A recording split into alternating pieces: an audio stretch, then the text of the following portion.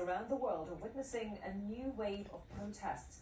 A recent one in Sierra Leone turned deadly after police officers clashed with civilians. Anti-government demonstrations are normally restricted there, and civil society groups say the country's laws are making it hard for people to express their frustrations. The BBC's Rola Othiambo reports from Sierra Leone's capital, Freetown. The police and the military are patrolling this neighborhood in Freetown after anti-government protests were sparked by the rising cost of living. Even after days, tensions are still high. Inflation had already increased because of the COVID-19 pandemic, but it reached new highs this year. People here are either eating too little or nothing at all. Feeding is going to be very difficult. Fatu says her family has had to cut down on groceries. We used to buy a bag of rice, mostly now buy a half bag of rice. Because there are other expenses we have to take care of, like house rent is increasing. A protest 2 weeks ago shocked the nation as police used force to disperse civilians. Most protesters were young and unemployed. They were calling for the resignation of President Maada Bio and asking the government to address the growing food insecurity. Why protest is so common in Sierra Leone? It's because of what will happen. They're afraid of what the police are going to do if we come out. Harassment, tear gas, arrest some.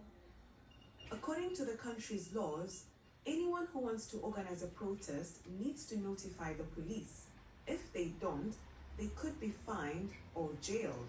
The aftermath of the August 10th protest has left people here scared of what would happen if they speak up.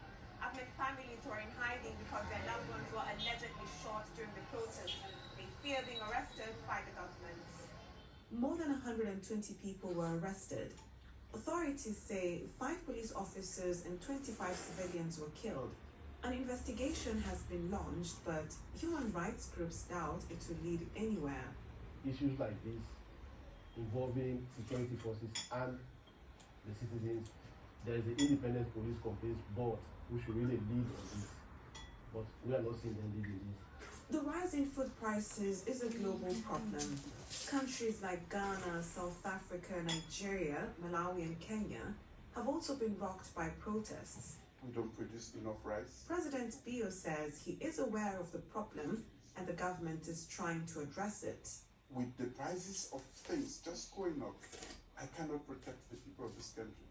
The only way I can do, what I can do, is to make sure that we cushion the effect of what is happening elsewhere. As many people wait for the outcome of the investigation, a majority are hoping that the government takes action to ease the economic burden. As for Fatu and her neighbors, they're praying for a better tomorrow and for families to be able to bury their loved ones whose bodies are still being held by the government. Rola Othiambo, BBC News, Freetown, Sierra Leone. Now some of today's other news.